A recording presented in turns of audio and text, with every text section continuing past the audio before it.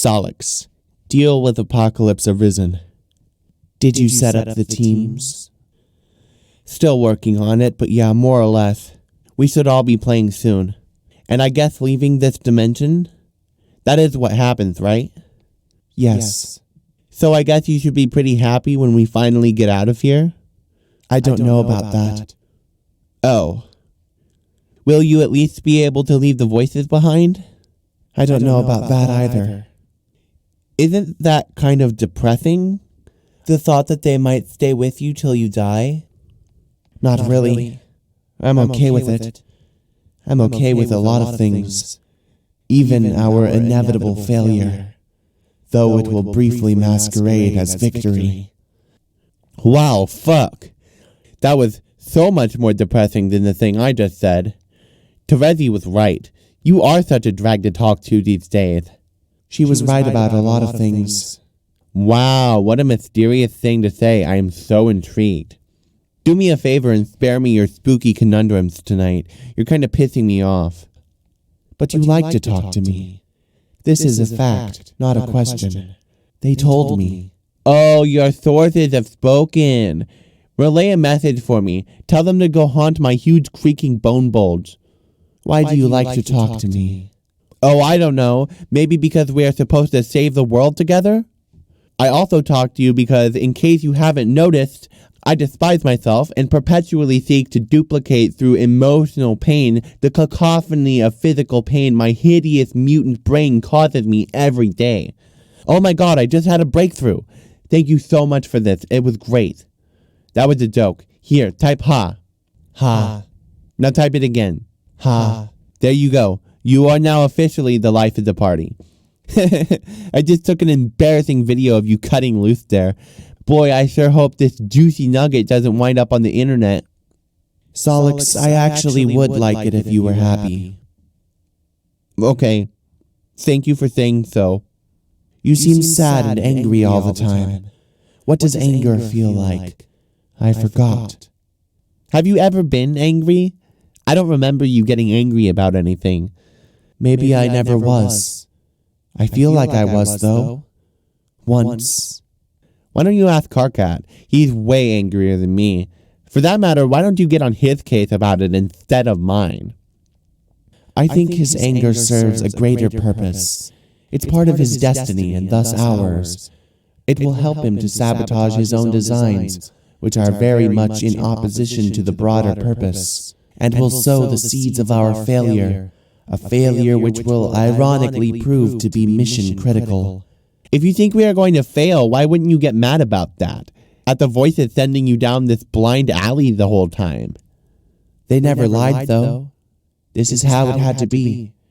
I have to be totally honest, though at no point did I ever lie, but through omission. This game will not save the world. The fuck? And though it is still very important, even in our defeat, unfortunately it is much closer to serving as the instrument of our people's demise than that of their salvation. And we 12 will behave simultaneously as the pawns and the orchestrators of the great undoing. I don't want to play anymore then. You will, though. Fuck that. Just watch. This shit is dusted. Check me out. I'll dust in it like a saucy fucking maid. It cannot be stopped. Meteors are en route. You know this, Sollux. Who cares? I'm yanking the grub tube on this over-punctured bitch. I'm telling Red Team Leader to forget the whole thing. I'm quitting as Blue Team Leader. If you want to sample through this macabre fantasy of yours solo, be my guest. You were never going to be the team leader, though. Which is to say, the first to enter. Are you messing with me? You do realize I'm psychic, too.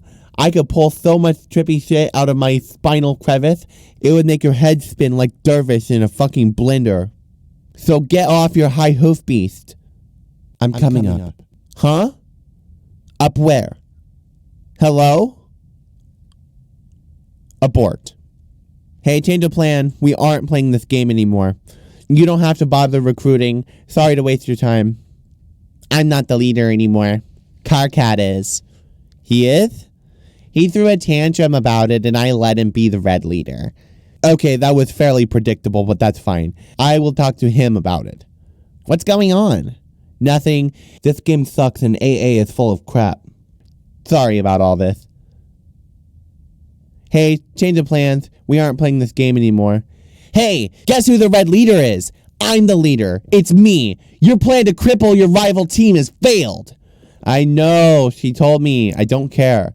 The game is bad news. It will cause the end of the world, not stop it. So forget it. Just go back to whatever you're doing. Writing your shitty code or whatever. Ha ha ha! So pathetic. This is yet another feeble attempt to weaken your opposition. Terezi and I have already established a connection and we are making great progress here. We are a great team and I am a fantastic leader. We will beat this game in no time, while your team is clearly still asleep at the thorax. Oh God. No, you idiot. I don't care about the game anymore. I just quit. I am not playing. You should too. Amazing. You're either being really persistent with this transparent ruse, or you really are just that sad and incompetent. Neither case deserves my respect or my friendship. In fact, you know what? Friendship canceled. There, it's official. Bye-bye, friendship. Oh, like you haven't said that a billion times. You aren't in any position to question my competence. You're the worst programmer I've ever seen. You don't know anything about computers. Why do you bother?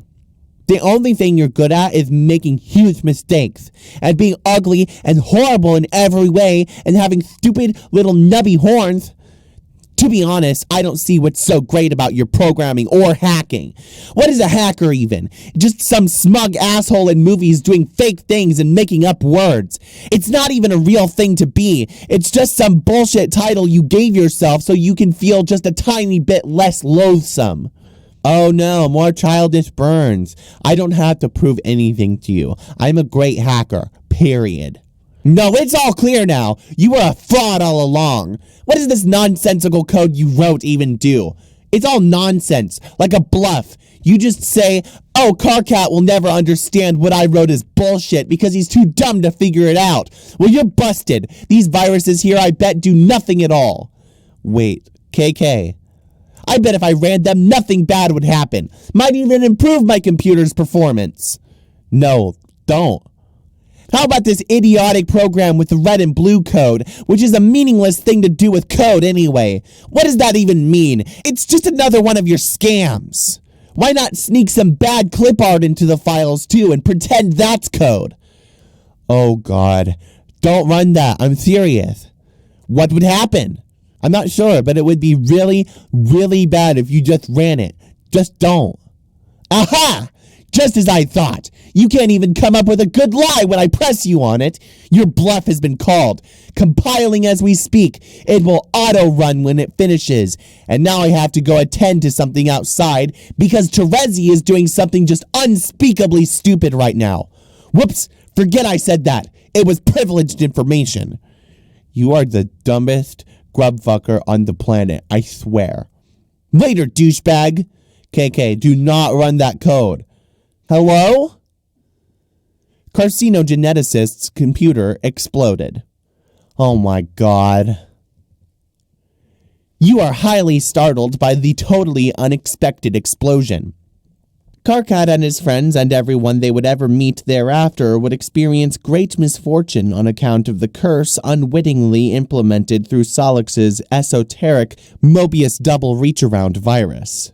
Every troll's Lucis would soon die. All but one of their kernel sprites would be prototyped with a dead Lucis, each prior to entering the medium. Upon entry, they would each have a bittersweet reunion with the creature after the kernel hatched, triggering the sprite's metamorphosis. For the first time, the trolls would be able to have verbal conversations with their custodians, and would be guided by them along their journeys. Unfortunately, the underlings and warring royalty would gain the benefits of the monstrous prototypings as well. Each sprite, except for one, would only be prototyped once. The players would learn quickly that while one pre-entry prototyping per player was absolutely necessary for ultimate success, additional pre-entry prototypings merely empowered their enemies unnecessarily. The game has no explicit rule that demands something dead for prototyping, but in practice, the kernel sprite has particular attraction to the deceased or the doomed. Across every session ever played, exceptions to this pattern are extremely rare. Sollux. Lament.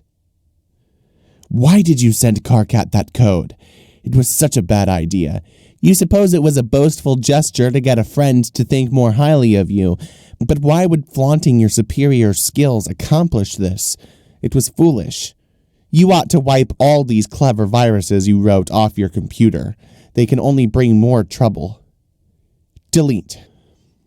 While deleting your virus folders, you pause on one oddball file you have lying around. You did not write this virus. You copied it from an obscure server, far beyond your planet's global network. This application is running on that server perpetually. This is an extremely simple ATH program. Its main loop is tied to the lifespan of the universe. When the universe dies, a mysterious subprogram will be executed. You have no way of knowing what that subprogram does. It runs on a protected part of the server. It is completely unhackable. You delete the file, but it won't do much good. The program is already running elsewhere. Luckily, whatever harm it will do will not be done for many billions of years. And even then, what harm could a virus do after the expiration of the universe? This file has always struck you as quite odd.